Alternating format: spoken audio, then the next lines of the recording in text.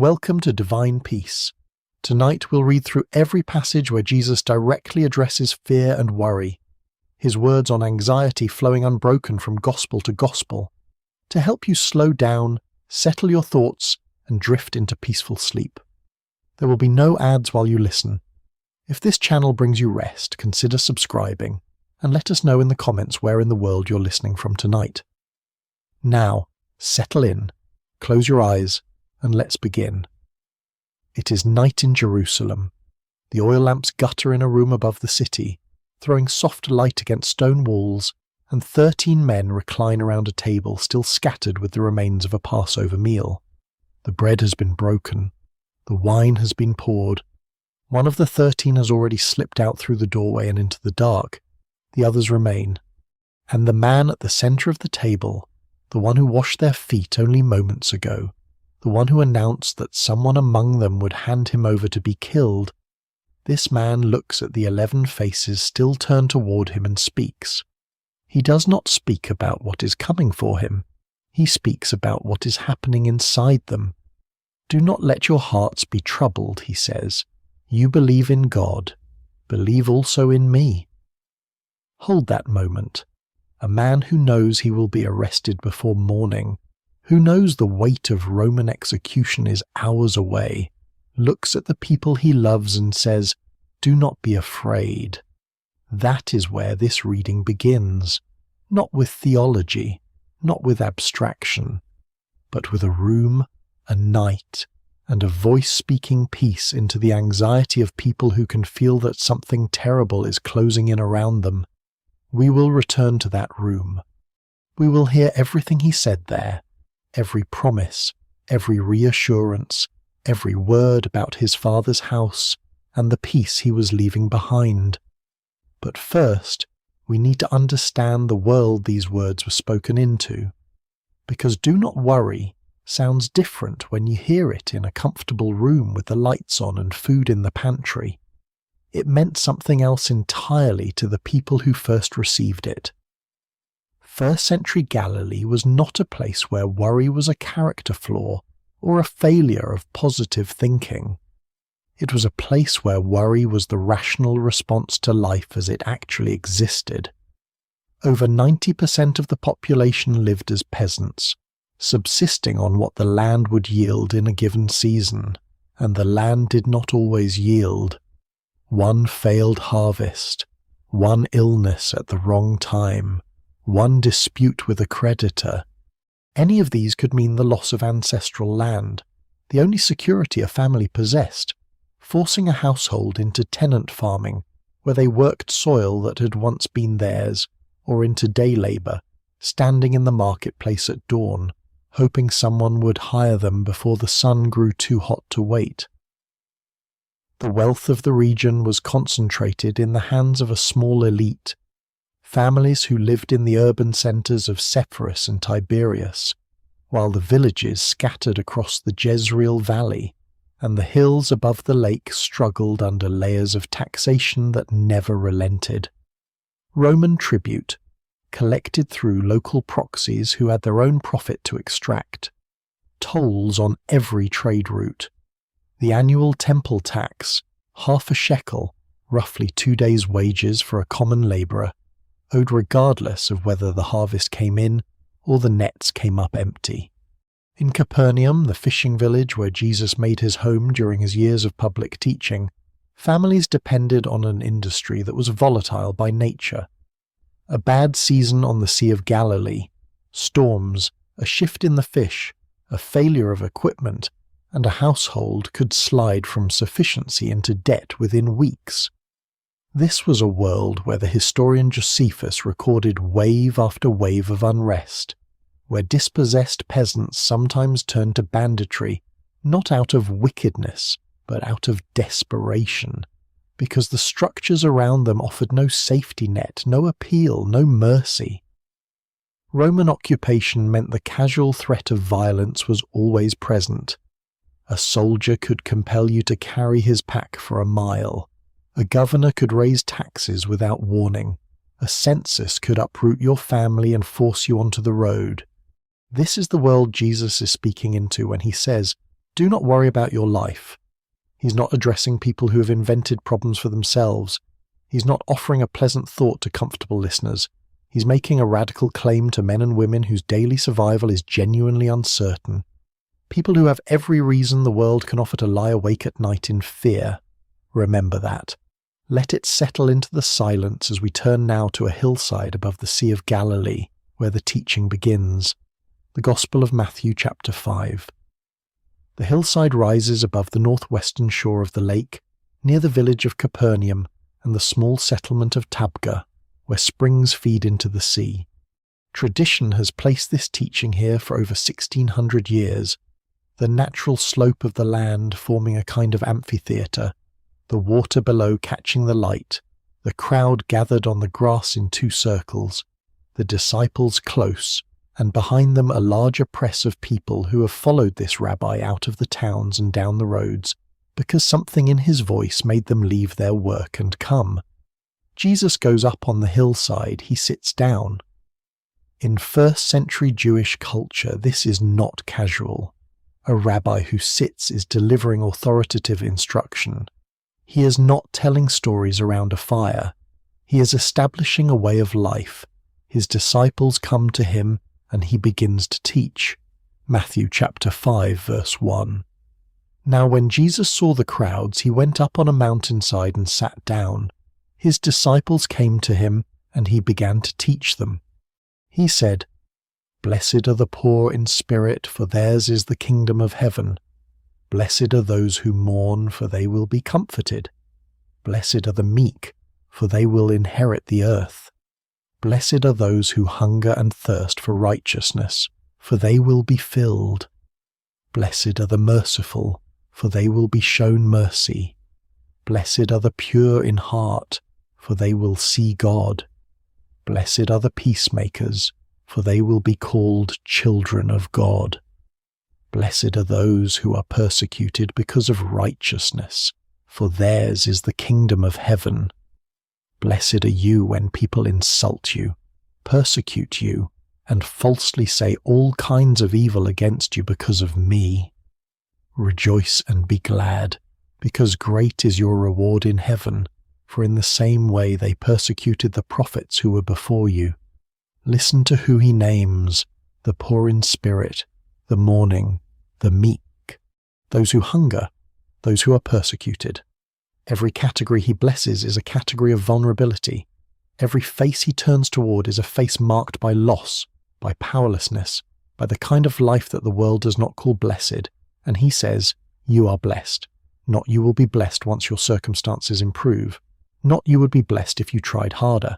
Blessed, now, as you are, in the poverty of your spirit, in the grief you carry, in the meekness that the world mistakes for weakness.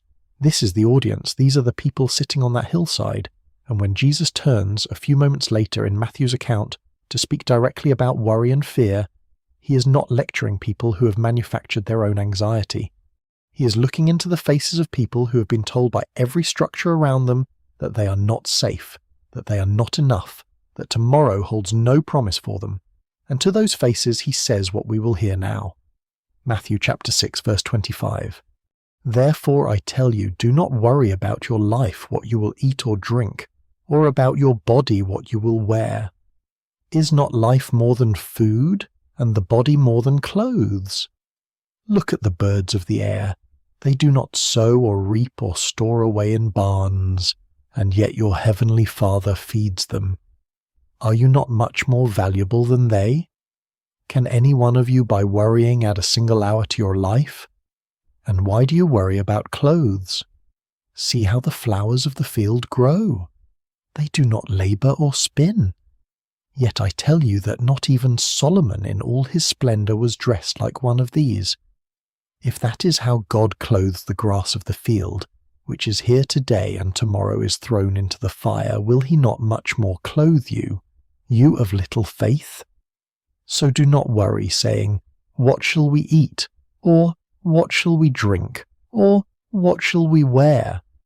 For the pagans run after all these things, and your heavenly Father knows that you need them. But seek first his kingdom and his righteousness, and all these things will be given to you as well. Therefore do not worry about tomorrow, for tomorrow will worry about itself. Each day has enough trouble of its own. Those words spoken on that hillside to those people, not to the elite in their fine houses in Tiberias, not to the comfortable, the powerful, the secure, to the poor in spirit, to the meek, to the hungry, to people who knew exactly what it meant to wonder whether there would be food tomorrow, whether the creditor would come, whether the nets would hold. And into that real and daily fear he says, "Look at the birds, look at the flowers. Your Father knows what you need." He does not say that hardship will not come. He does not say that the harvest will always be full or the nets will always be heavy. He says, "You are seen, you are known, you are valued beyond the sparrows, beyond the lilies, beyond Solomon in all his royal garments." And that seeing, that knowing, that valuing, it is enough. It is enough to hold you through tomorrow. Now the Gospel of Luke tells us that Jesus spoke these same words again, or perhaps Luke preserves a different occasion, a different hillside, a slightly different gathering. But the heart of the teaching is the same, and Luke adds something that Matthew does not record. Luke chapter 12, verse 22. Then Jesus said to his disciples, "Therefore I tell you, do not worry about your life what you will eat, or about your body what you will wear. For life is more than food, and the body more than clothes. Consider the ravens. They do not sow or reap, they have no storeroom or barn, yet God feeds them. And how much more valuable you are than birds! Who of you by worrying can add a single hour to your life? Since you cannot do this very little thing, why do you worry about the rest? Consider how the wild flowers grow. They do not labor or spin. Yet I tell you, not even Solomon in all his splendor was dressed like one of these. If that is how God clothes the grass of the field, which is here today, and tomorrow is thrown into the fire, how much more will he clothe you, you of little faith? And do not set your heart on what you will eat or drink. Do not worry about it. For the pagan world runs after all such things, and your Father knows that you need them. But seek his kingdom, and these things will be given to you as well. And then Luke records what comes next. The words that follow naturally from everything Jesus has just said about the flowers and the birds and the Father who sees. Luke chapter 12, verse 32. Do not be afraid, little flock, for your Father has been pleased to give you the kingdom. Do not be afraid, little flock. That is what he calls them. Not warriors, not conquerors. Little flock, a term of tenderness, a term that acknowledges their smallness, their vulnerability, the way they huddle together in a world that is too large and too harsh. And to the little flock he says, your Father has been pleased. It has given him pleasure. It has been his delight to give you the kingdom, not to sell it to you, not to make you earn it, to give it freely, with pleasure. Let those words rest in the quiet. Let them settle the way the evening settles over the Galilean hills, the way the light fades slowly over the water, and the air grows cool and still. Do not be afraid, little flock. Now we turn to another night. Not the night of the upper room. That comes later. That comes at the end. This is an earlier night, on the Sea of Galilee itself, when the disciples are in a boat and the water is rising around them. The Gospel of Mark, chapter 4, verse 35. That day when evening came, he said to his disciples, "Let us go over to the other side." Leaving the crowd behind, they took him along just as he was, in the boat. There were also other boats with him. A furious squall came up, and the waves broke over the boat so that it was nearly swamped. Jesus was in the stern, sleeping on a cushion. The disciples woke him and said to him, "Teacher, don't you care if we drown?" He got up, rebuked the wind, and said to the waves, "Quiet, be still." Then the wind died down, and it was completely calm. He said to his disciples, "Why are you so afraid? Do you still have no faith?" They were terrified and asked each other, "Who is this? Even the wind and the waves obey him." Picture that boat. The Sea of Galilee is small, 13 miles long, 8 miles wide, but it sits in a basin surrounded by hills, and when the wind comes down through the valleys, it can turn the surface violent without warning. These men were fishermen. They knew the water. They knew what a storm could do, and they were afraid. The water was breaking over the sides, the boat was filling, and Jesus was asleep on a cushion in the stern, as if the wind and the waves and the spray meant nothing to him. And when they woke him, not with reverence but with accusation, "Don't you care if we drown?" he stood and spoke to the storm the way a parent speaks to a child who's gotten out of hand. "Quiet, be still," and it was completely calm. And then he turned to them, the men who'd been terrified, who had shaken him awake, who had questioned whether he cared about their lives. And he asked a question that was not a rebuke so much as an invitation. "Why are you so afraid? Do you still have no faith?" Not, "Why did you wake me?" Not, "How dare you doubt?" But, "Why are you afraid?" As if the answer to the storm was not the calming of the wind would always come back, another storm would always rise. But something else, something in them, something about who was in the boat with them, that question, "Why are you so afraid?" hangs over everything that follows. It hangs over the hillside teaching. It hangs over the upper room. It is the question Jesus asks again and again, in different words, in different settings, to different faces. "Why are you afraid?"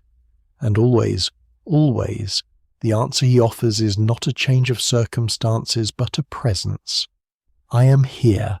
I am with you. That is enough."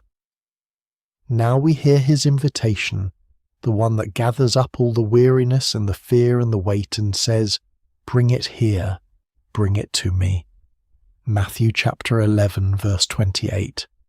"Come to me, all you who are weary and burdened, and I will give you rest. Take my yoke upon you and learn from me, for I am gentle and humble in heart, and you will find rest for your souls. For my yoke is easy and my burden is light. Come to me, all you who are weary, all you who are burdened." In the world of first-century Galilee, the yoke was not a metaphor that required explanation. Every farmer knew what it was. The wooden beam laid across the shoulders of an ox to pull the plough through resistant earth. A yoke meant labour. A yoke meant someone else's field, someone else's profit, someone else's demand on your body and your hours. And Jesus says, "Take my yoke." Not, "I will remove all yokes from you." Not, "Life will suddenly become easy." But, "My yoke is different. It is easy. It is light. I am gentle. I am humble in heart. And in me, your soul will find what it cannot find anywhere else. Rest. Not the rest of having nothing to do. The rest of being yoked to someone who is gentle. The rest of carrying a burden alongside someone who does not drive you but walks with you. The rest of being known, fully known, and not condemned for your weariness. Come to me. That invitation has no conditions attached, no prerequisites, no qualification exam. All you who are weary, all. The word is absolute. It gathers everyone in. The fisherman whose nets came up empty, the widow whose creditors are circling, the day labourer who was not chosen in the marketplace this morning, the mother who does not know how she will feed her children tomorrow. All you who are weary and burdened, come. These are the words Jesus spoke into a world built on anxiety, a world where fear was not irrational but earned, where worry was not a weakness but a survival mechanism honed by generations of scarcity and threat. And into that world, not above it, not separate from it, but planted firmly inside it, speaking from within it as a man who himself had no place to lay his head, he said, "Do not be afraid." He said, "Come to me." He said, "I will give you rest." He said, "Your Father knows what you need." He said, "You're more valuable than the birds, than the flowers, than Solomon in all his glory." And on a night when the wind tore at the water and the boat filled and strong men cried out in terror, he stood in the spray and said, "Quiet, be still." And it was still. And then he looked at them and asked, "Why are you afraid?" As if he genuinely wanted to know, as if the answer mattered to him, as if their fear was something he wanted to address, not by scolding, but by presence, by being there, in the boat, on the water, in the storm, with them. That is where we begin. That is the voice we will follow tonight, through the hillsides, through the storms, and finally into the upper room on the last night, where a man who had every reason to be afraid chose instead to speak peace. But we're not there yet. The night is long, the reading is unhurried, and his voice has more to say. The words come at a turning point in Matthew's Gospel. They arrive not in a moment of triumph, but in a moment of grief. Jesus has been walking the shore towns, Chorazin, Bethsaida, Capernaum. These are the villages clustered along the northern edge of the lake, the places where he has lived and taught and healed. Capernaum is the town he has made his home, or the closest thing to a home for a man with no place to lay his head. These are his people, his neighbours, the ones who watched him give sight to the blind, strength to the paralyzed, freedom to those held captive by forces no one could name. And they did not repent. They watched, they marvelled, they talked among themselves, and they turned back to their lives unchanged. Matthew chapter 11, verse 20. Then Jesus began to denounce the towns in which most of his miracles had been performed, because they did not repent. "Woe to you, Chorazin! Woe to you, Bethsaida! For if the miracles that were performed in you had been performed in Tyre and Sidon, they would have repented long ago in sackcloth and ashes. But I tell you, it will be more bearable for Tyre and Sidon on the day of judgment than for you. And you, Capernaum, will you be lifted to the heavens? No, you will go down to Hades. For if the miracles that were performed in you had been performed in Sodom, it would have remained to this day.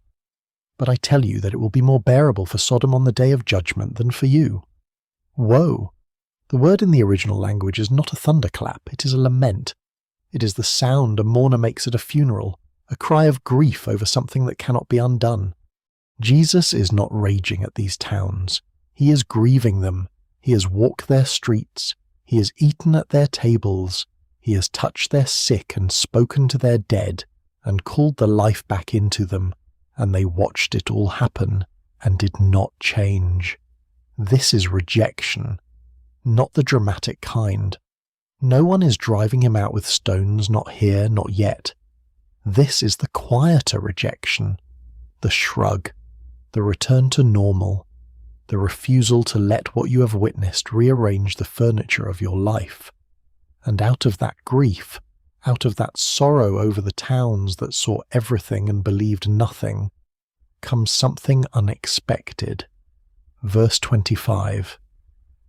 At that time Jesus said, "I praise you, Father, Lord of heaven and earth, because you have hidden these things from the wise and learned, and revealed them to little children. Yes, Father, for this is what you were pleased to do." A prayer. In the middle of lament, a prayer. And the prayer is not bitter. It is not accusatory. It is praise. The Father has hidden things from the wise, from the learned, from the self-sufficient, from those whose knowledge becomes a wall rather than a door, and revealed them to little children, to the small, the unimpressive, the ones who come with empty hands, and then, without pause, without transition, without explanation, the invitation, verse 28. "Come to me, all you who are weary and burdened, and I will give you rest." Take my yoke upon you and learn from me, for I am gentle and humble in heart, and you will find rest for your souls. For my yoke is easy, and my burden is light. The context matters. These words do not float free in the air.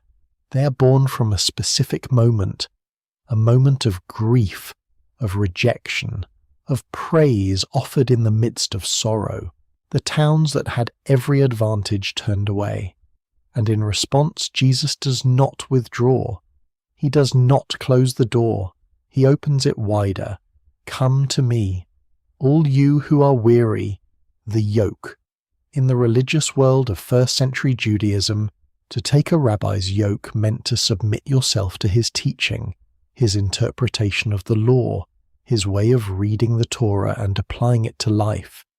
Every rabbi had a yoke. Every school of thought carried its own weight, and some yokes were crushing. Hundreds of regulations, layers of interpretation piled upon interpretation, until the original commandment disappeared beneath the weight of commentary. Jesus says, "My yoke is easy, my burden is light." This is not a rejection of the law. It is a different way of carrying it, a way rooted not in the anxious performance of perfection, but in relationship. Learn from me, not learn about me, not memorize my rulings. Learn from me. Walk beside me. Watch how I carry what I carry. Let my pace become your pace. Let my gentleness reshape your understanding of what God requires. I am gentle. I am humble in heart. These are not words that powerful men in the ancient world spoke about themselves. Gentleness was not a virtue celebrated in the Roman Empire. Humility was not a quality that rabbis advertised. But Jesus names them as the core of who he is. This is what you will find when you come close. Not severity, not impossible standards, not the cold eye of a judge measuring your failure. Gentleness, humility, rest. And so the invitation hangs in the air over those Galilean towns, over the ones who refused it, and over the ones who had not yet heard it.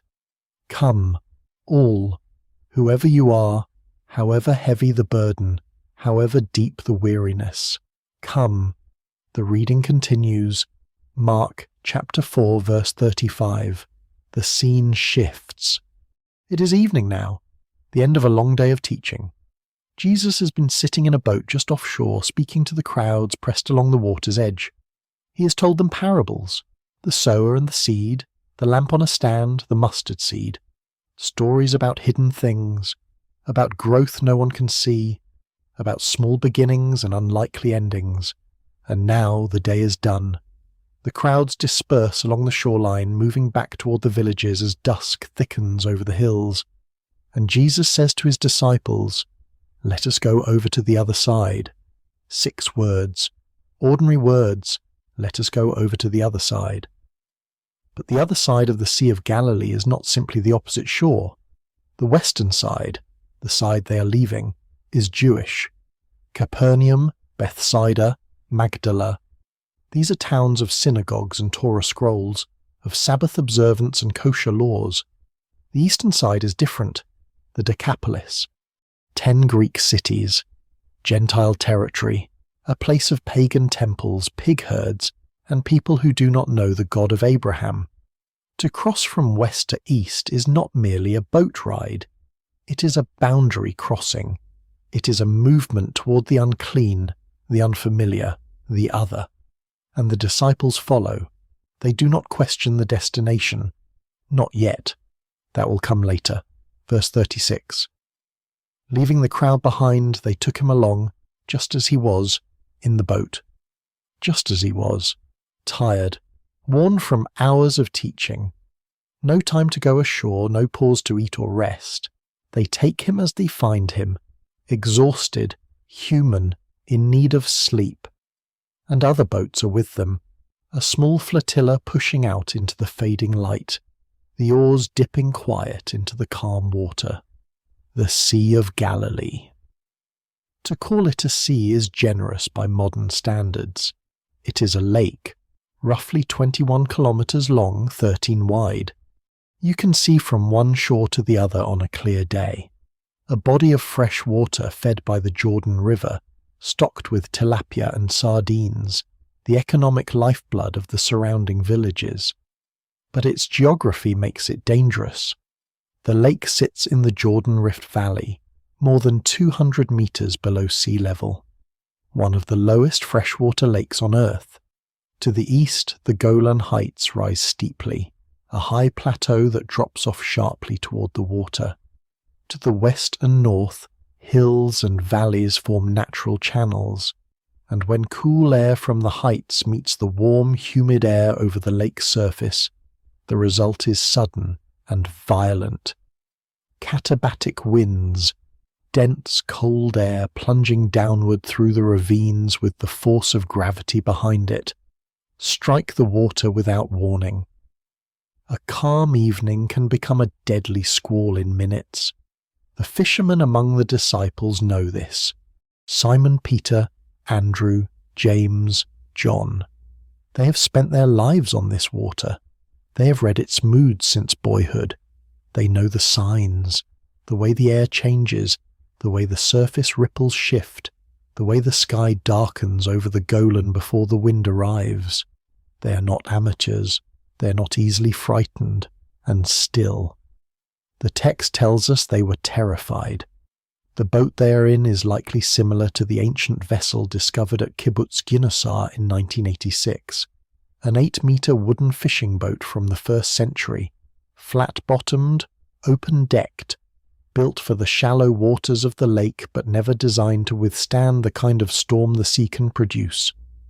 A boat like this, fully loaded with 13 men, sits low in the water.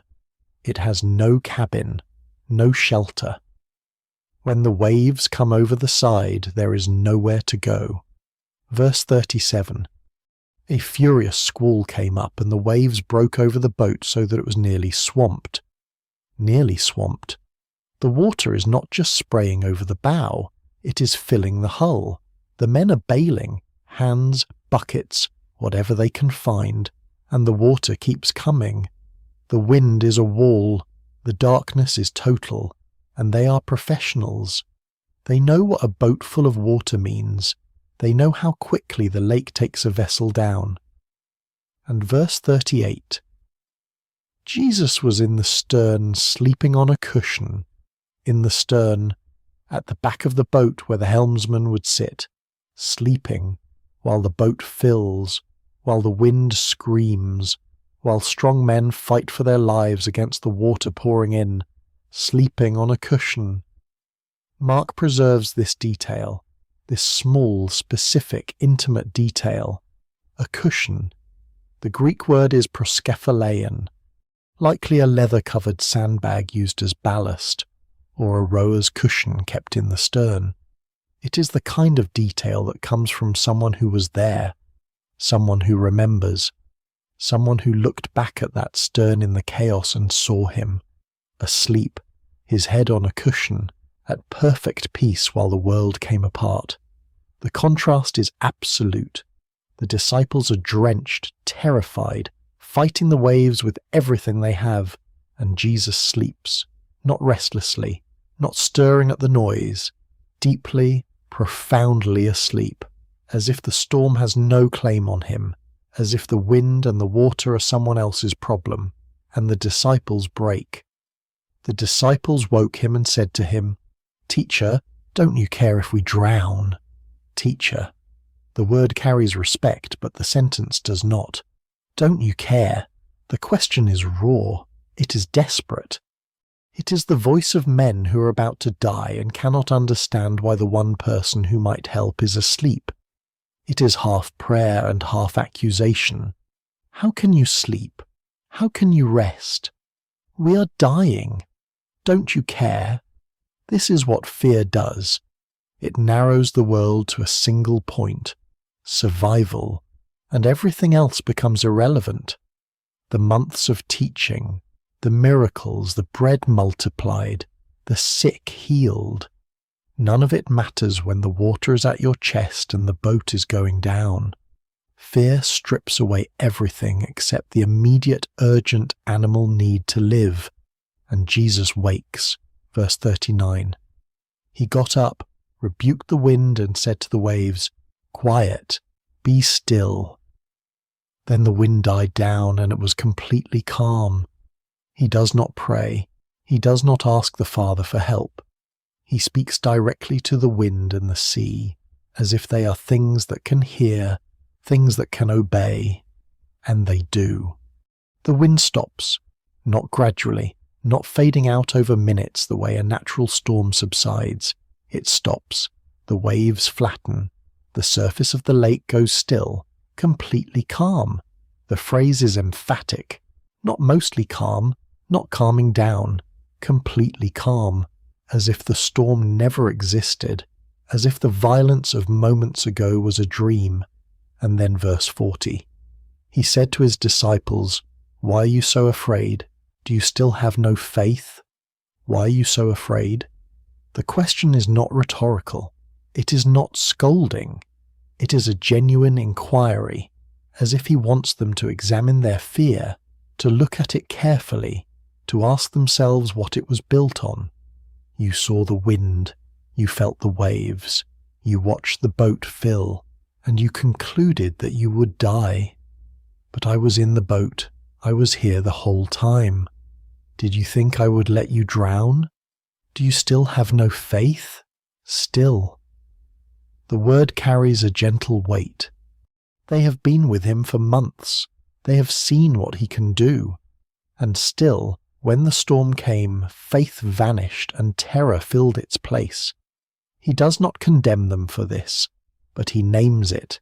He asks them to see it.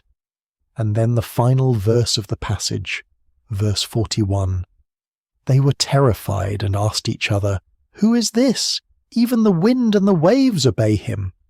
They were terrified, not relieved, not grateful, not celebrating their survival. Terrified. The storm frightened them, but the calm frightens them more, because they know what storms are. They have lived through storms before. They understand storms, but they do not understand this. They do not understand a man who speaks and the wind obeys. They do not understand a man who sleeps through what should kill him and then dismisses the danger with a word. Who is this? The question is not academic. It is existential. It rises from the same place the fear rose from. The gut, the bones, the deep animal awareness that something is happening that does not fit the categories they have for the world. The storm was terrifying because it could kill them. Jesus is terrifying because he is beyond their comprehension. The power that stilled the sea is not a human power. It is something else entirely. And so the fear does not end. It transforms. It moves from the fear of death to the fear of the divine, from the terror of chaos to the terror of authority. And the question, "Who is this?" becomes the question the rest of the story will answer. Slowly, piece by piece, through more storms, more teachings, more nights of confusion and days of astonishment, until at last, on the final night in the upper room, the same voice that said, "Quiet, be still to the waves," will say to these same men, "Do not let your hearts be troubled." But that night is still ahead. The boat is still rocking gently in the sudden calm. The disciples are still staring at each other in the dark, the water dripping from their clothes, their hands still shaking from the effort of bailing. And Jesus is awake now, standing in the stern where he slept, looking at them with a question in his eyes. "Why are you so afraid?" The lake is silent. The wind is gone. The stars are reappearing overhead. And somewhere ahead, on the far shore, the Gentile territory waits. The next step in a journey that will carry them all further than any of them imagined when they first left their nets on this same shore, and followed a man who said, "Come." They pull the oars through still water. The eastern shore draws nearer in the dark, and the question hangs over them like the stars, unanswered, unanswerable, except by time and by everything that is still to come. Who is this? Even the wind and the waves obey him. The boat reaches the far shore. The days continue. The crowds grow. The teachings multiply. And at some point, whether days later or weeks, the Gospels do not tell us precisely, Jesus is on a hillside again. Not the deck of a storm-tossed boat. Not the stern with water crashing over the gunwales. A hillside, dry ground, grass beneath his feet, and around him not 12 men in a fishing vessel, but hundreds, perhaps thousands, gathered on the slopes above the northern shore of that same lake. This is the Sermon on the Mount. We have already heard its opening. The blessings, the poor in spirit, the meek, the mourning. We have already stood in that crowd and listened as he reversed every expectation of who God favours. But the sermon does not end with the Beatitudes. It continues, it deepens. And eventually, after teachings on prayer and fasting and the nature of treasure, Jesus arrives at a subject that every person on that hillside knows intimately. Worry. Not worry as an abstract concept, not worry as a philosophical problem to be debated in a Greek academy. Worry as a daily companion. Worry as the thing that wakes you before dawn and sits on your chest. Worry as the arithmetic you perform every evening. How much grain is left? How many days until the next rain? Whether your children will eat tomorrow or the day after that. He knows who is listening. He knows what their lives are. And he does not begin by dismissing their concern. He begins by naming what is true. Therefore I tell you, do not worry about your life, what you will eat or drink, or about your body, what you will wear. Therefore, the word connects what follows to everything that came before. He has just said that no one can serve two masters. He has just said that you cannot serve both God and money. And now, therefore, since your allegiance is not to wealth, since your trust is not in your own ability to stockpile and secure, then do not worry. The command is not floating in mid-air. It is anchored to everything he has already established about where security comes from and where it does not. Is not life more than food, and the body more than clothes? He asks it simply, almost gently, as if inviting them to remember something they already know, but have forgotten under the weight of daily survival. Yes, life is more than food. The body is more than what covers it. Every person on that hillside knows this in theory, but theory dissolves quickly when the grain runs low, and the children are hungry, and the Roman tax collector will return in a week whether your field produced or not. Jesus does not deny this reality. He does not say that food is unimportant or that clothing does not matter. He says that life is more, that the body is more, that there is something beyond survival, and that something is what he is pointing toward. And then he does something unexpected. He points at the sky. Look at the birds of the air. They do not sow or reap or store away in barns, and yet your heavenly Father feeds them. Are you not much more valuable than they? In Luke's account of this same teaching, the word is more specific. Not simply birds, ravens. The Greek is korax, and the choice is not accidental. Under Levitical law, ravens were classified among the unclean animals, carrion birds, scavengers. The kind of creature a devout Jew would never touch, never eat, never associate with holiness or divine favour. And yet God feeds them. They do not plant. They do not harvest. They have no barns, no storehouses, no contingency plans for a bad season. And still they eat. Still they live. Still God sustains them. The argument is not that his listeners should stop working. It is not a command to abandon agriculture or cease storing grain. The argument is about worry, about the anxious, gnawing fear that despite all effort it will not be enough. Look at the ravens, he says, unclean, unloved by the law, unworthy by every religious measure of divine attention, and yet God keeps them alive. If he does that for a carrion bird, what will he do for you? Are you not much more valuable than they? The question sits in the air. He lets it sit. He does not rush to the next point. He lets them look at the sky, lets them watch the birds circling above the lake, riding the thermals, dark shapes against the pale blue, ravens, common as dirt, everywhere in Galilee, and fed every single day, without effort of their own. Then he turns the argument inward. Can any one of you, by worrying, add a single hour to your life? The Greek here is precise, and has been debated by translators for centuries.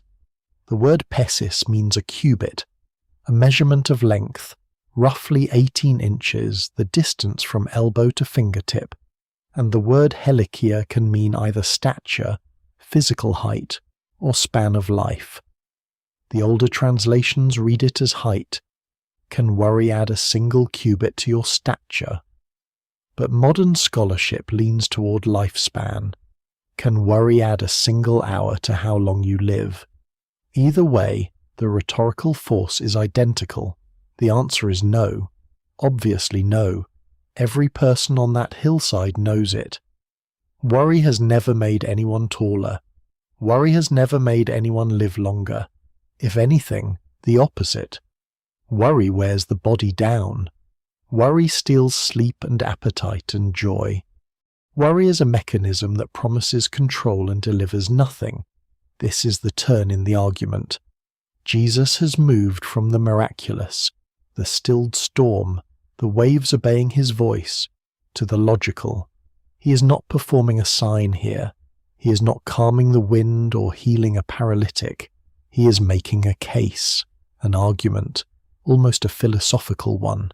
He is asking his listeners to examine worry itself, to look at it clearly, to ask what it actually produces. And the answer every honest person already knows, is nothing. Worry produces nothing except more worry. It is a wheel that spins without moving forward, a fire that consumes fuel without producing heat. And if worry cannot accomplish even the smallest thing, if it cannot add a single hour to a single life, then why give it dominion over your days? Why let it rule your mornings and your evenings? Why let it sit at the center of your attention when it has never once delivered what it promises? Jesus does not frame anxiety as sin in this passage. He does not condemn the worried or shame them for their fear. He treats worry as a strategy, a failed strategy, a tool his listeners have been using their entire lives that has never worked and will never work, and he invites them to put it down, not out of moral obligation, out of clear-eyed recognition that it is useless. And why do you worry about clothes? The pivot is almost casual. He moves from the large, lifespan, the question of whether worry can achieve anything at all, to the particular, clothes, fabric, the thing that covers you and protects you from sun and cold and the judgment of neighbors. He knows that for the poor of Galilee, clothing is not vanity. It is survival. A single garment might be all a laborer owns.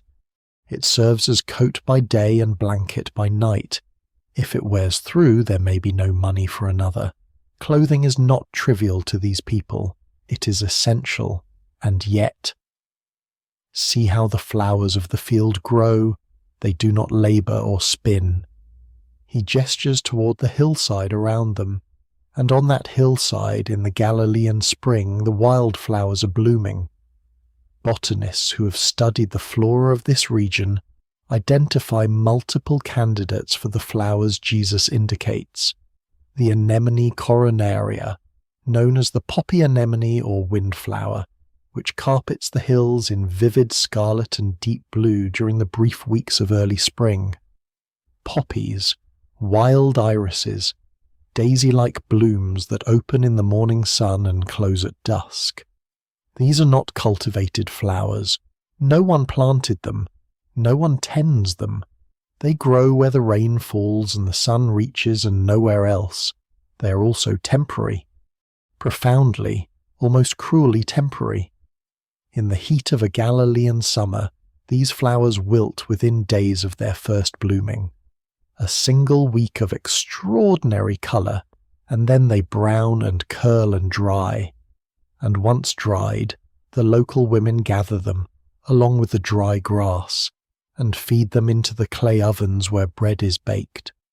The beauty that rivaled Solomon becomes fuel for fire, a flash of glory and then ash.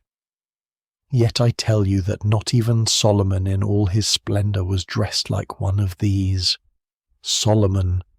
The name would have landed like a thunderclap on this hillside. Every Jew knew Solomon, builder of the first temple, the wisest and wealthiest king Israel ever produced. His court was legendary. Gold, ivory, precious stones, garments dyed in Tyrian purple, the most expensive fabric in the ancient world. Solomon in all his splendour represented the absolute pinnacle of human achievement, the highest point of Israelite glory, the moment when Israel was not a conquered backwater, but an empire that made other empires envious. And Jesus says a roadside weed is dressed more beautifully. The comparison is deliberate. It is almost comic in its audacity. The greatest king in Jewish memory, the man who built God's own house in Jerusalem, the figure associated with wisdom and wealth and unimaginable luxury. And he cannot match a flower that will be oven fuel by next week. The reversal is complete. If Solomon, with all his resources, all his artisans, all his imported materials from Ophir and Sheba, could not equal the beauty God gives freely to a wildflower that exists for 7 days and then burns, then what does that tell you about the God who provides? It tells you that he is extravagant, that his provision is not merely adequate but excessive, that he does not give beauty sparingly, rationing it out to those who deserve it. He pours it into a flower that no one may ever notice, a bloom that will open on a hillside where no human walks and close again before anyone sees it. God clothes a weed in splendour that surpasses Solomon, and you who are not a weed, not a flower destined for an oven, not a temporary thing burning bright for a week and then gone, you who are made in his image and called by his name, do you think he will forget to clothe you? If that is how God clothes the grass of the field, which is here today and tomorrow is thrown into the fire, will he not much more clothe you, you of little faith? You of little faith. The phrase is gentle, tender even. It is not an accusation. It is an observation. It is the same kind of naming he did on the boat. Why are you so afraid? Do you still have no faith? He sees the worry. He knows where it comes from. He knows it is earned, that these people have reasons for their fear, that their lives are genuinely precarious, and still he asks them to consider what worry has actually done for them. And still he points to ravens and wildflowers, and asks whether God, who provides for the unclean and the temporary, might also provide for them. So do not worry, saying, "What shall we eat?" or "What shall we drink?"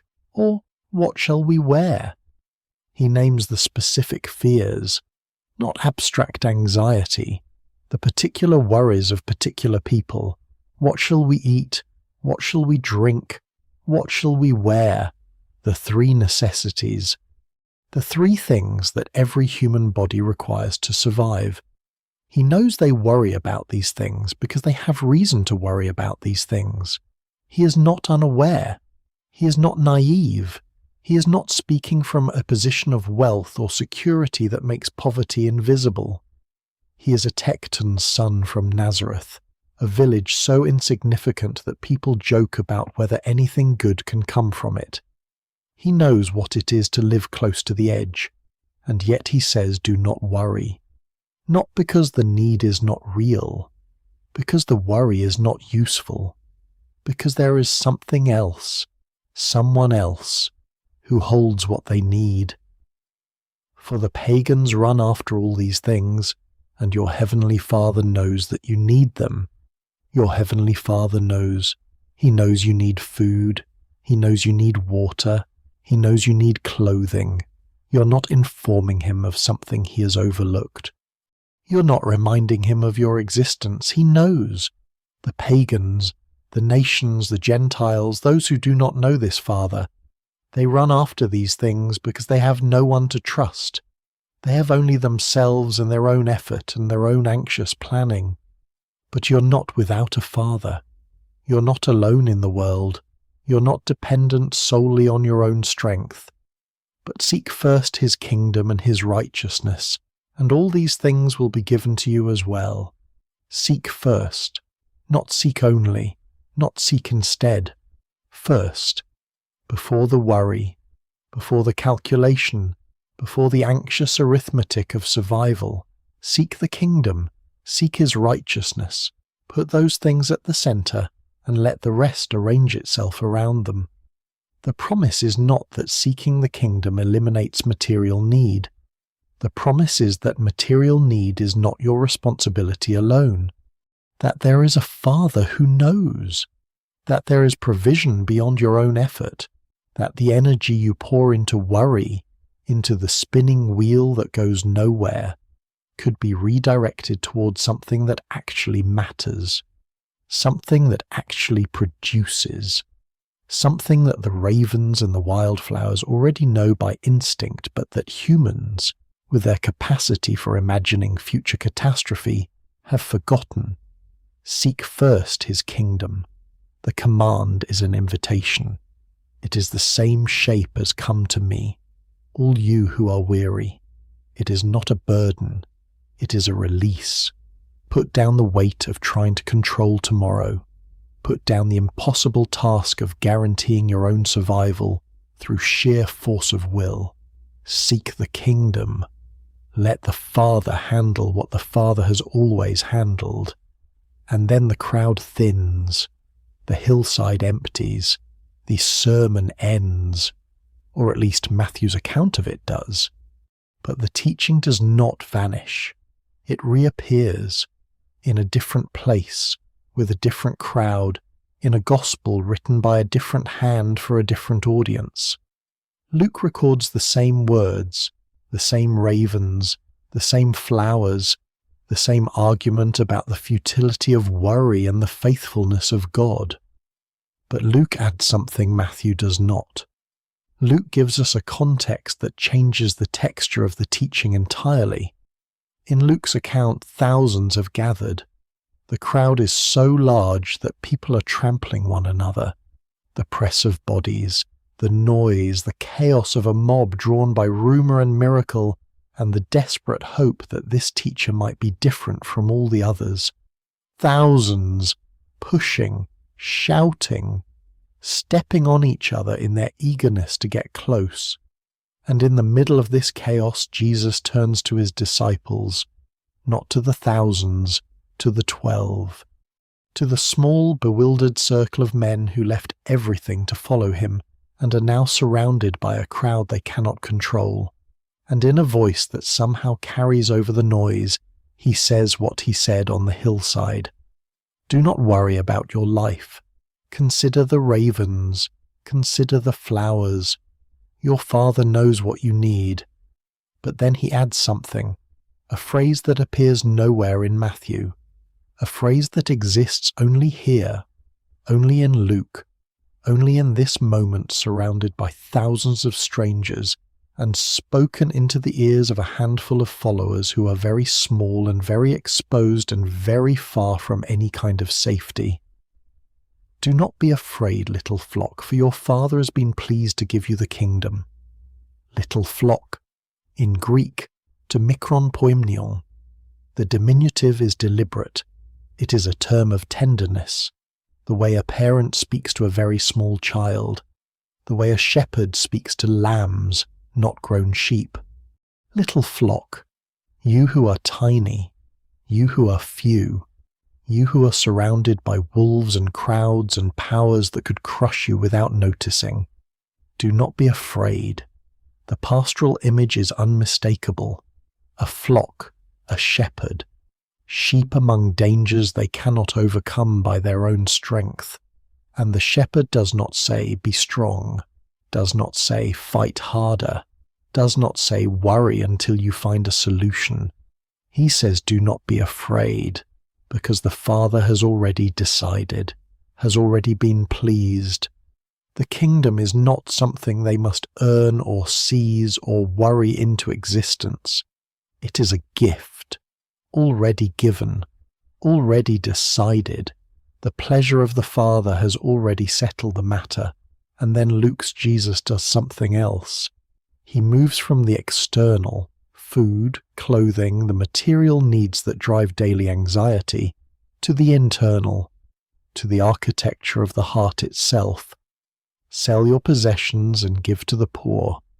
Provide purses for yourselves that will not wear out, a treasure in heaven that will never fail, where no thief comes near and no moth destroys. And then the line that illuminates everything that came before. For where your treasure is, there your heart will be also. Where your treasure is, not where your money is, where your treasure is. The thing you value most, the thing you orient your life around, the thing you think about first in the morning and last at night. Where that thing is, whether in a storehouse or in the kingdom, whether in the accumulation of security or in the hands of the Father, there your heart will be, there your attention will rest, there your anxiety will either flourish or dissolve. This is the deepening. This is where the teaching moves from practical advice about not worrying over dinner to something more searching. Jesus is naming the root. Not the symptom, the worry itself, but what generates it. Misplaced treasure, misplaced love, a heart oriented toward things that moths can eat, and thieves can steal, and time can destroy. When your treasure is fragile, your heart is anxious. When your treasure is in what cannot be taken, your heart is at rest. The little flock stands in the middle of the pressing thousands. The noise continues. The chaos does not abate. The world outside their small circle is exactly as dangerous and unpredictable as it was before Jesus spoke. Nothing about their material circumstances has changed. They are still poor, still vulnerable, still a tiny group following an itinerant teacher through a province occupied by the most powerful empire on earth. But something has shifted. The question is no longer whether God will provide. The ravens answer that. The wildflowers answer that. The question is where the heart lives, where the treasure is stored, whether the flock will orient itself toward the kingdom already given, or toward the endless, exhausting project of securing its own survival through worry alone. Do not be afraid, little flock. The words settle over them like the calm that settled over the lake.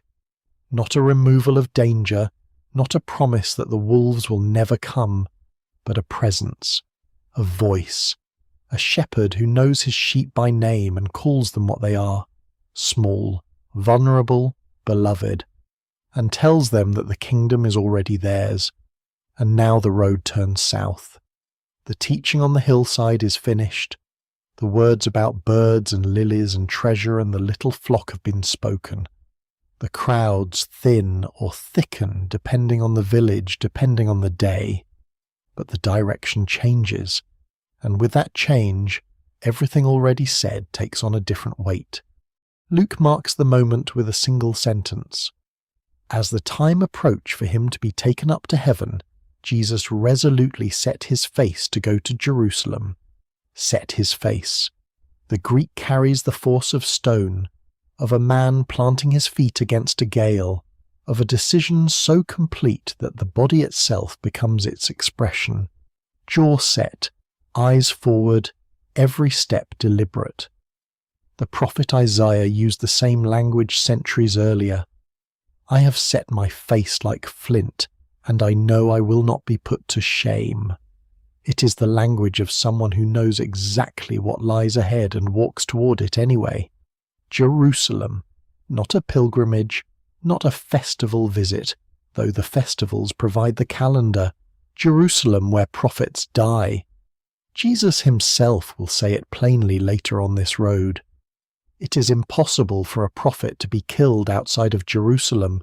He is not guessing at his destination. He's not caught up in events beyond his control, stumbling toward an ending he did not choose. He has set his face. The resolve is total. The awareness is complete. And this changes everything the listener has already heard. Go back now, in the quiet of your mind, to the hillside, to the birds of the air that do not sow or reap, to the lilies of the field that do not labour or spin, to the calm voice saying, "Do not worry about tomorrow." Hear those words again. But hear them now from the mouth of a man who knows exactly what his tomorrow holds, who knows the road he is walking, who has chosen it. These were not the words of someone sheltered from suffering, not the comfortable advice of a man whose life was easy. The one who said, "Do not worry about your life," was walking toward the loss of his. The one who said, "Your father knows what you need," was walking toward a night when he would ask his father for a cup to pass and be told no. The one who stilled the storm on the lake was walking toward a storm he would not still, would not even try to still. The road from Galilee to Jerusalem is not short. Luke stretches it across 10 chapters of his gospel. Nearly half of everything he records happens on this road. Jesus teaches, heals, tells parables, sends out disciples, eats with sinners, confronts Pharisees, all of it on the move, all of it with Jerusalem ahead. He passes through Samaria first. A village there refuses him hospitality, specifically because his face is set toward Jerusalem. The old enmity between Samaritan and Judean surfaces in that refusal. They can see where he is going. They can see it in his bearing, in the direction of his steps, in the composition of his travelling party. And they want no part of it. James and John want to call down fire on the village. Jesus rebukes them and moves on, moves south, always south, through Perea, through Jericho, through the Jordan Valley where the heat presses close, and the road winds downward toward the Dead Sea before climbing toward the holy city set on its hills, every step closer, every teaching spoken in the shadow of what is coming. And the listener now, you, tonight, wherever you are resting, you hold something the disciples on that road did not yet hold. You know the end. You know what waits in Jerusalem, the garden, the arrest, the trials, the cross, you know. And because you know, you hear the earlier words differently. The way you hear a person's last letter differently once you know it was their last. Not because the words change, because the light behind them changes. Because you understand now what it cost to speak them. Do not worry about your life. Said by a man who would lay his down, "Come to me, all you who are weary." Said by a man walking toward exhaustion beyond anything his listeners would ever face. "Do not be afraid, little flock." Said by a shepherd who knew the wolves were coming for him. The road continues south, and eventually it arrives. Jerusalem, the upper room, the final night. We have been here before. We opened this story here, in this room, at this table, on this evening.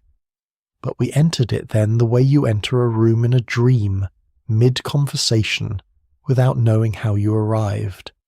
Now we have walked the road. Now we have heard the hillside teaching and the lakeside calm and the words spoken to the little flock. Now we come to the upper room not as a beginning but as a destination, the place where everything converges. The meal is finished, or nearly so. Judas has gone out into the night. The room is smaller now. 11 men remain. The air is close with oil lamps and the remnants of bread and wine. And Jesus speaks. Do not let your hearts be troubled. The same word, the same command. But listen to what follows it now. You believe in God, believe also in me. And then this. My Father's house has many rooms. If that were not so, would I have told you that I am going there to prepare a place for you? And if I go and prepare a place for you, I will come back and take you to be with me, that you also may be where I am.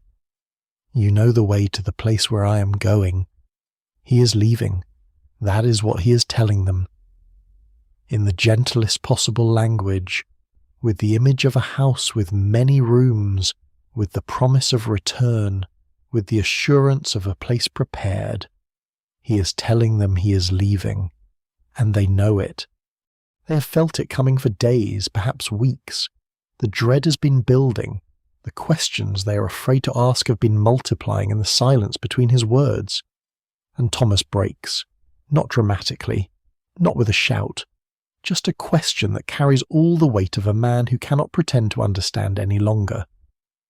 Lord, we don't know where you're going, so how can we know the way?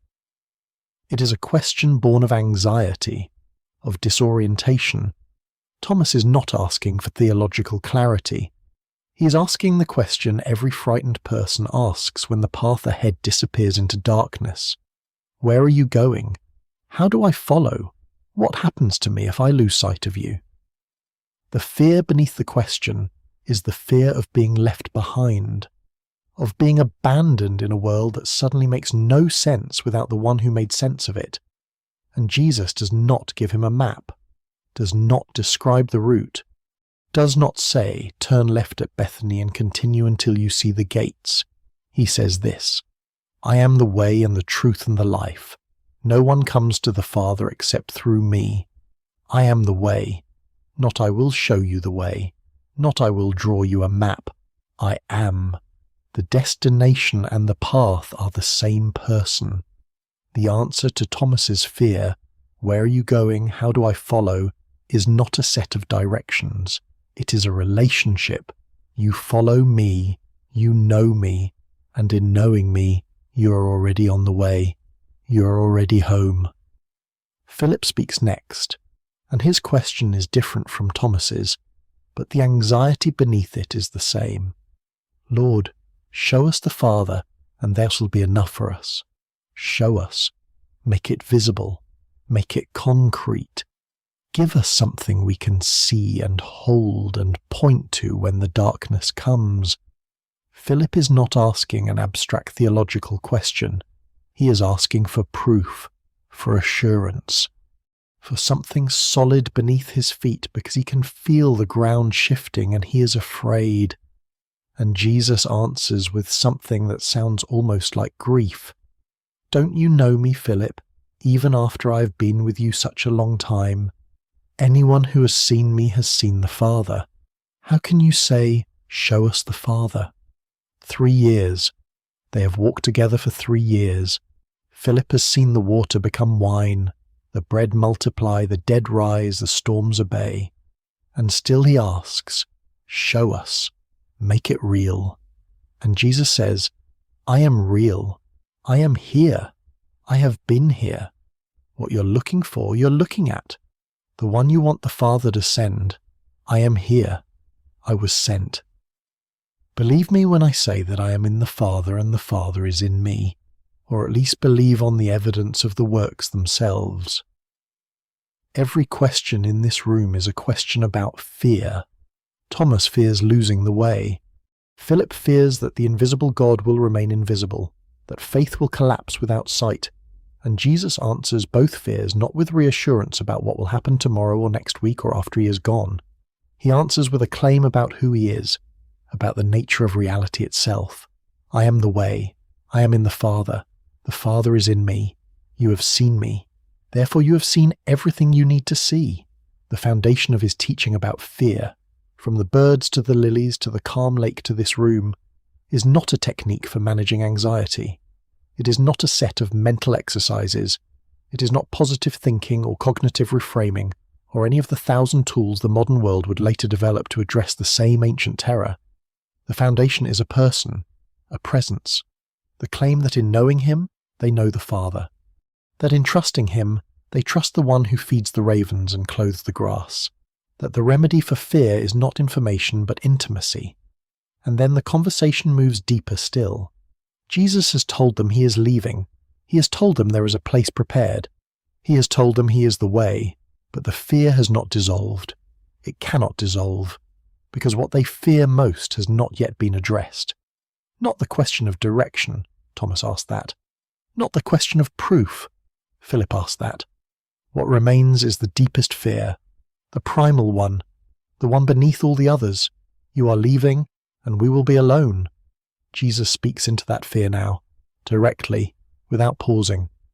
If you love me, keep my commands, and I will ask the Father, and he will give you another advocate to help you and be with you forever, the Spirit of truth. Another advocate, another one called alongside. The word in Greek is parakletos, one who is called to your side, a legal defender, a comforter, a helper, one who stands next to you when you cannot stand alone. Jesus is telling them that his departure does not mean their abandonment, that the presence they have known in him will continue in another form, that the voice that stilled the storm and spoke peace over the hillside will not fall silent. And then the line that carries all the emotional weight of this room, this night, this man speaking to these 11 frightened faces in the lamplight. I will not leave you as orphans. I will come to you. Orphans. The word in Greek is orphanos, and in the first century world it did not carry the softened institutional meaning it might carry today. There were no orphanages in Roman Palestine, no state systems of care. An orphan, a child who had lost father and mother both, who had no extended family to absorb them, faced immediate and total destitution, begging, exploitation, the streets, the margins. To be orphaned was to be cast out of every system of protection and provision that made life possible. Jesus knows what they are feeling. He names it with precision. You are afraid of being orphaned, of being left without protection in a world that is hostile to you, without provision in an economy that grinds the vulnerable to dust, without presence in a darkness that has been gathering since Judas left this room. And his answer is not, it will be fine, not you are strong enough, not worry is a sin, so stop worrying. His answer is, I will not leave you, I will come to you, the Spirit will come, the presence will continue, you will not be alone. This is the deepest layer of his teaching on fear. This is where the documentary has been moving all along, from the hillside where worry about food and clothing was addressed with ravens and wildflowers, through the lake where physical terror was addressed with a word of command, to this room where the ultimate fear, the fear of cosmic abandonment, of being utterly alone in a universe that does not see you or know you, or care whether you survive the night, is addressed with a promise. I will not leave you as orphans. The fear of the disciples in this room is not the fear of an empty grain bin. It is not the fear of a storm at sea. Those fears were real, and Jesus addressed them. But this fear is the one that generates all the others. The fear that beneath the worry about tomorrow's bread and tomorrow's clothing and tomorrow's danger, there is nothing. No one watching, no one providing, no one present. That the universe is cold and indifferent and that they are in the end alone. Jesus names that fear, and he says no. You are not alone. You will not be alone. The Father will send the Spirit. The Spirit will dwell in you, not beside you as I have been beside you. In you, closer than breath, closer than thought, a presence that cannot be taken away because it does not depend on geography or proximity, or whether you can see my face across a table in an upper room. The world cannot accept him, because it neither sees him nor knows him. But you know him, for he lives with you and will be in you, lives with you, will be in you. The transition from external companionship to internal indwelling, from a voice you can hear with your ears to a presence you carry within your own body. This is not a lesser presence. This is not a consolation prize for those who missed the years in Galilee. This is the fulfillment. the completion, the thing the physical presence was always pointing toward. Before long, the world will not see me anymore, but you will see me. Because I live, you also will live. On that day you will realize that I am in my Father, and you are in me, and I am in you. The language spirals inward. Father in me, I in you, you in me. A nesting of presence so intimate that separation becomes impossible, not because danger will never come, not because the world will not be hostile, but because the connection is no longer external. It cannot be severed by distance or death, or the departure of a physical body from a physical room. The 11 sit in the lamplight, the bread crumbs still on the table, the wine stain on the cloth, the empty place where Judas sat, the night pressing against the windows, and the voice continues, unhurried, certain, speaking into their fear with the calm of one who has already set his face, who knows where he is going, who has chosen this road and will not turn from it. The Spirit will come. You will not be orphaned. I am in the Father. You are in me. I am in you.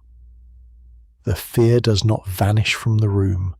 You can feel it still in the questions that will follow, in Peter's later protests, in the confusion that will descend in the garden.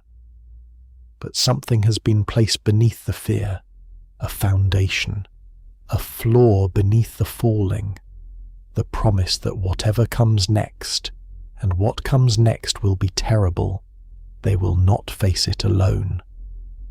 And then, into the space still trembling with that promise, he speaks again. And what he says next is the sentence toward which every word of the evening has been travelling. Peace I leave with you, my peace I give you. I do not give to you as the world gives. Do not let your hearts be troubled, and do not be afraid.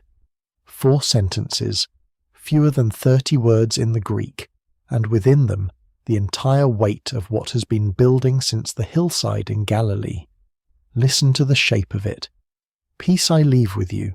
The verb is the verb of a testator, of a man writing a will, of one who is about to depart and who is disposing of what he owns.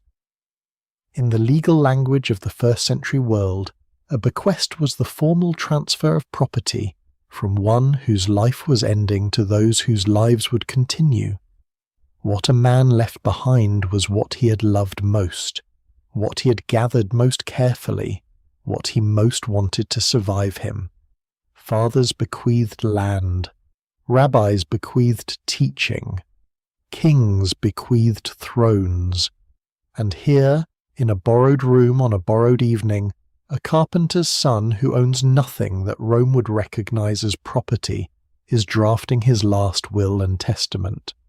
And the estate he leaves behind is peace, not land. He has none, not money.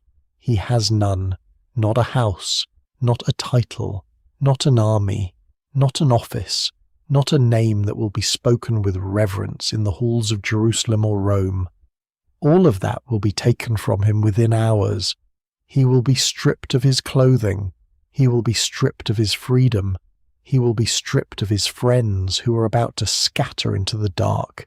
He will be stripped of his life. Everything that the world considers worth having will be pried loose from him in the coming day. And here, at the last moment when he still owns something, he tells them what he is leaving. My peace. Not peace in general, not a wish for peace, the way one might wish a traveller safe passage. My peace, the peace that is his, the peace that has been his through the storm on the lake, when the disciples were bailing water and he was asleep on a cushion in the stern, the peace that was his on the hillside, when he looked at the birds of the air and the lilies of the field and said, "Do not worry." The peace that was his when he set his face toward Jerusalem, knowing what the road held. The peace that is his now, at this table, hours before the arrest, when any reasonable man would be shaking. That peace, his peace, the one he has carried inside him through every threat and every temptation, and every night on a hillside alone with the Father. That is what he is placing into their hands. And then the qualifier, I do not give to you as the world gives. The world gives peace as the absence of trouble, as a lull between wars, as a temporary calm that lasts only until the next disturbance. The Roman Empire called its peace pax Romana, a peace enforced by legions, by crucifixions along the roads, by the visible cost of rebellion. It was a peace that could be given, and more importantly taken back. It depended on the strength of the giver. When Rome weakened, the peace would end. When circumstances shifted, the calm would break. The world's peace was always contingent, always fragile, always subject to revision. His peace is not that. His peace does not depend on the absence of trouble. It cannot, because he is giving it in the middle of trouble. He is bequeathing it hours before the greatest trouble any of them has ever known. If his peace depended on external circumstances, it would already be gone. He would have nothing to give. But he is giving it now, at the very moment when the world's peace is about to fail spectacularly, when the Roman peace and the temple peace and the domestic peace and the personal peace of everyone in that room is about to shatter. He is giving it now precisely to prove that it is not that kind of peace. The Greek word is eirene. Behind it stands the Hebrew shalom, and shalom is not the absence of anything. Shalom is a presence. It is wholeness. It is the well-being that exists when all things are in right relation to God and to one another. It is the completeness that does not need everything to go well in order to exist. It exists because God is who God is. It exists because the covenant holds. It exists because underneath everything that shakes there is something that does not shake. That is what he is giving them. That kind of peace. His peace. The peace of one who knows the Father and knows himself known. Do not let your hearts be troubled. He said this at the beginning of the evening before Thomas asked how they would know the way, before Philip asked to see the Father. He says it again now, at the end. It frames the whole discourse. Whatever else you take from this night, do not let your hearts be troubled, and do not be afraid. Do not be afraid. The same words the angel spoke to Mary before he was born. The same words he spoke to the disciples on the storm-tossed lake. The same words he spoke to the little flock on the hillside. Do not be afraid. It is the refrain of his entire ministry. And here it comes one final time in the last hours of that ministry, from the mouth of the one who is walking directly into the reason they will be tempted to be most afraid. Consider the arithmetic of this moment. He is hours from Gethsemane. Perhaps 2, perhaps 3. When they leave this room, they will walk out into the night, cross the Kidron Valley, climb the slope of the Mount of Olives, and enter a grove of olive trees on its western flank. There, in the darkness, among the twisted trunks and the silver-green leaves, he will fall on his face and pray until he sweats. He will ask if it is possible that the cup pass from him. He will pray it 3 times. The disciples who have just heard the bequest of peace will fall asleep. When he wakes them, torches will already be moving through the trees. Judas will kiss his cheek. The guards will seize him. Peter will strike with the sword, then flee. The 11 will scatter. Within hours he will stand before Caiaphas, then before the Sanhedrin, then before Pilate. He will be beaten. He will be mocked. He will be crowned with thorns. He will be nailed to a cross. By this time tomorrow he will be dead. He knows all of this. He's not speculating about it. He's not steeling himself against a possibility. He's stating a fact about the immediate future. Within the hour, everything he has just said about not being troubled and not being afraid will be tested in the person of the one who said it. He will walk into the very night he has just told them not to fear, and he will do it carrying the peace he has just given them. That is the arithmetic. He gives away his peace at the moment when he is about to lose everything the world considers grounds for peace, and he gives it away not as a wish, not as a hope, not as a philosophical proposition, but as a possession, as a thing he owns, as a thing he can transfer, as a thing that will still be his after they crucify him, and will still be theirs, and will still be available to anyone who wants it, as long as there is a world in which a heart can be troubled and afraid. This is the moment toward which every word has been travelling. The mourners of the Beatitudes told they will be comforted with this peace. The meek told they will inherit the earth, inheriting this peace. The hungry told they will be filled with this. The pure in heart told they will see God, seeing him in this. The persecuted told the kingdom is theirs, the kingdom whose citizenship is marked by this peace. Every promise of the hillside, every blessing pronounced upon the poor and the sorrowing and the reviled converges here, in this room, in this bequest. The weary and burdened of Matthew 11, invited to come to him for rest. This is the rest. Not a change of circumstances, not the lifting of the load, the presence of the one who carries a heavier load beside them, who has taken the yoke of his own passion upon himself, and finds it, still, easier than the yoke of anxious performance. Come to me, take my yoke, learn from me, and in the taking and the learning receive this peace.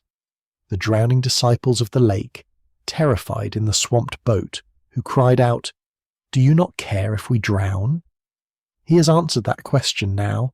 He cared then, he cares now, and the care is going to look like something they cannot yet imagine. It is going to look like him going into the deeper storm alone, so that they can carry his calm into every storm that follows. The word that stilled the wind was not his final word. The final word is this: my peace I give you. The subsistence farmers of Galilee told not to worry about tomorrow's bread. They were told to seek first the kingdom whose seal upon the heart is this peace, the kingdom whose sign is not full grain bins but full hearts, not the absence of hunger, but the presence of the Father who knows they need these things. Their worry about the harvest was not dismissed. It was placed inside a larger frame, and the larger frame is this bequest, this peace that the world cannot give and cannot take. The little flock told not to be afraid, for the Father has been pleased to give them the kingdom, given, past tense, already theirs, and now, in the upper room, the seal on the gift, the peace that authenticates the citizenship, the tenderness of little flock ripening here into the intimacy of my peace. Every thread, every hillside, every parable, every healing, every night of prayer, every mile of dust between Galilee and Jerusalem, all of it converging on this sentence: peace I leave with you, my peace I give you. Sit for a moment with the strangeness of it. The one who commanded the storm to be still is about to walk into a storm he will not command to be still. He could. That is the point. He could. On the lake, he stood up in a rocking boat, spoke 3 words, and the wind died. In the garden, hours from now, he will say to those who come to arrest him, "Do you think I cannot call on my Father, and he will at once put at my disposal more than 12 legions of angels?" He retains the authority.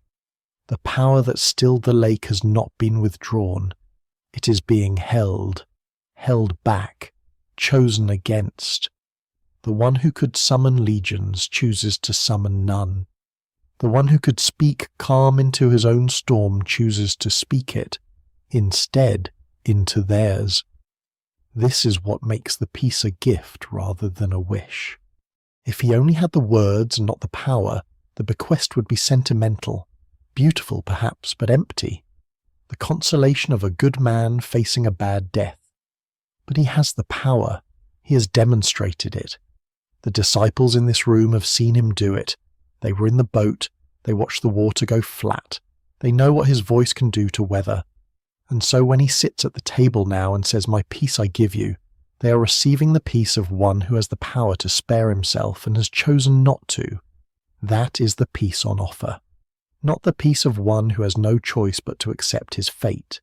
The peace of one who has every choice and chooses this, chooses them, chooses to walk into their storm carrying the calm they will need to survive it. In the garden, when he prays "not what I will, but what you will," that is not the collapse of his authority. That is its highest exercise. The authority that stilled the wind is now being used to still the will, to bring the will of the Son into perfect alignment with the will of the Father. It is the same power turned inward. It is the same voice, quieted. The one who said "Peace, be still," to the sea, is now saying it to himself. And in the saying, he becomes the source of a peace that can be given away without ever being diminished. The ravens are still fed. The lilies still outshine Solomon. The invitation of Matthew 11 still stands. The little flock is still addressed with tenderness. The kingdom is still given. None of it is revoked by what comes next. All of it is authenticated by what comes next. The teaching survives the death of the teacher because the teacher chose the death that authenticates the teaching. The peace survives the loss of everything because the one who gave the peace lost everything to prove it could survive that loss. And so the 11 sit at the table. The lamps burn low. Outside, somewhere across the valley, Judas is already moving through the night with the guards.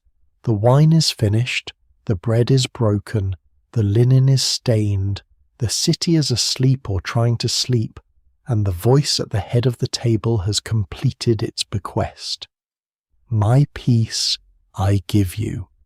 There will be more said in this room, and more said as they walk toward the garden, and more said in the garden itself. But the center has been placed. The gift has been given. Whatever else happens tonight, and it will be terrible, and whatever happens tomorrow, and it will be worse, they will carry with them what he has just handed them. Not a memory, not a slogan, a peace, his peace. The one thing in his possession that the soldiers cannot seize, that Caiaphas cannot condemn, that Pilate cannot crucify, that the tomb cannot hold. It will still be his in the garden. It will still be his on the cross. It will still be his 3 days later when the stone is rolled away. And because it is still his, it can still be theirs. The listener has travelled a long road to arrive here.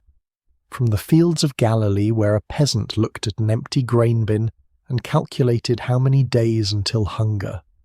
From the lake, where fishermen bailed water with cupped hands and screamed into the wind. From the hillside, where a young rabbi looked at a crowd of the burdened and blessed them one by one. From the road south, where he set his face toward the city that kills prophets, to this room, to this table, to this sentence. And the voice that arrived here is the same voice that started. That is the wonder of it. The one who blessed the mourners is the one who is about to become the reason his own disciples will mourn. The one who called the burden to come to him is the one who is about to take the heaviest burden any human being has ever carried. The one who told the little flock not to be afraid is the one who is about to walk, alone, into everything anyone has ever had reason to fear. The voice does not change. The tenderness does not falter. The certainty does not crack. He speaks his own teaching to himself first and then hands it to them.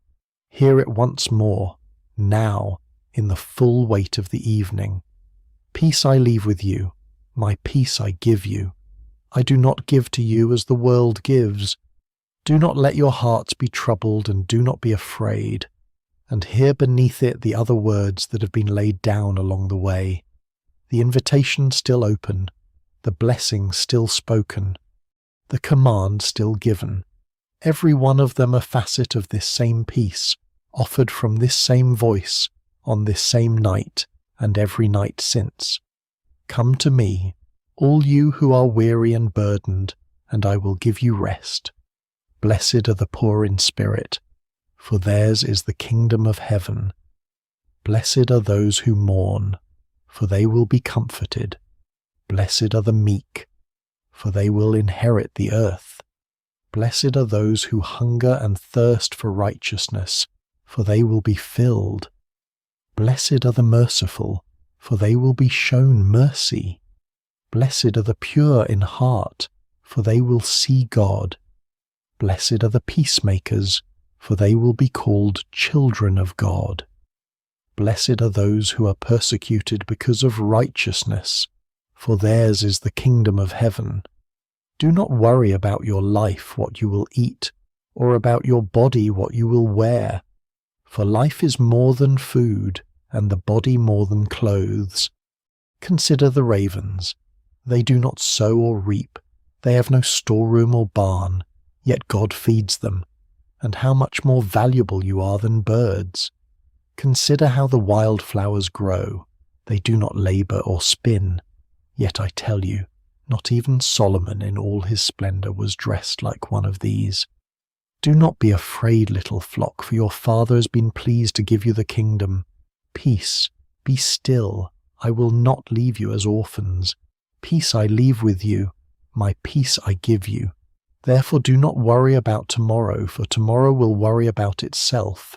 Each day has enough trouble of its own. Each day has enough trouble of its own. That is the last line. That is where he leaves the teaching on worry. Not with a promise that trouble will disappear. Not with a guarantee that tomorrow will be easier than today. But with a truth so plain it can almost be missed. Each day has enough trouble of its own. You do not need to borrow from tomorrow. Tomorrow has its own supply. Live in today. Receive today's bread. Trust today's Father. And when tomorrow becomes today, receive it then. The manna in the wilderness came one day at a time. It could not be stored. It could not be hoarded. It could only be gathered and eaten and trusted to come again. This is that manna, this teaching, this peace, gathered a day at a time, sufficient for the day, and renewed with the dawn. The listener has travelled through 2 hours of these words, through the hills and the lake and the road and the room, through the crowds and the storm and the departure and the promise, and the words have not changed. They are the same words that have been read for 2,000 years by lamplight and candlelight, and now by the soft glow of a screen in a dark bedroom. The same NIV cadence, the same familiar phrases, but something has settled around them now. A weight, a context, a knowledge of who was speaking and when, and what it cost him to say them, and what it means that they are still being said, still being offered, still being extended into the present tense of whoever is listening. The invitation is still open. Come to me, all you who are weary and burdened. Present tense, not a historical offer, a standing one. It has not expired. It has not been withdrawn. It is being made, right now, to anyone who hears it. The weary of tonight, the burdened of tonight, the ones lying in the dark with tomorrow's worries pressing against the ceiling, the ones who cannot sleep because the storm outside the boat is very loud and the boat is very small. Come to me, I will give you rest, and the bequest is still being executed. Peace I leave with you. The will has not been contested. The estate has not been depleted.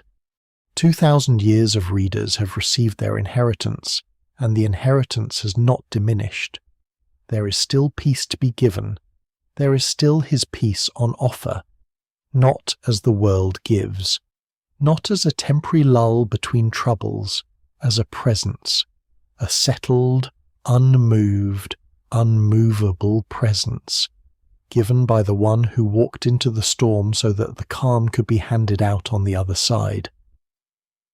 The 11 walked out of the room that night. They crossed the Kidron. They climbed the Mount of Olives. They entered the garden. They fell asleep. They scattered. Peter denied him 3 times before the rooster crowed. They watched from a distance as everything they had feared came true. And in the days that followed, they hid behind locked doors, afraid of what would happen to them next. And into that room, on the 3rd day, a familiar voice spoke a familiar word. Peace be with you. The same word, the same bequest. Now proven, now verified, now delivered by the one who had walked through the storm and out the other side, carrying with him the peace he had promised to leave behind. But that is a different story, or perhaps the same story, told from the far side of the night. Tonight the story is the bequest itself, the words as they were spoken, the voice as it was heard, the peace as it was given, and the invitation still standing, still extended, still spoken in the present tense of this very moment. Do not let your hearts be troubled. Do not be afraid. Each day has enough trouble of its own. Peace I leave with you. My peace I give you. Sleep now. The voice that spoke calm into the storm has spoken calm into this room. The one who commanded the sea has bequeathed his stillness. It is enough for tonight. Tomorrow will have its own troubles, and tomorrow will have its own portion of this same peace, sufficient for that day. But tonight, this is what has been given, this peace, this presence, this voice that has travelled 2,000 years to arrive, unchanged, at this hour. Receive it. Let it rest upon you. Let it become the floor beneath the falling. Peace I leave with you. My peace I give you.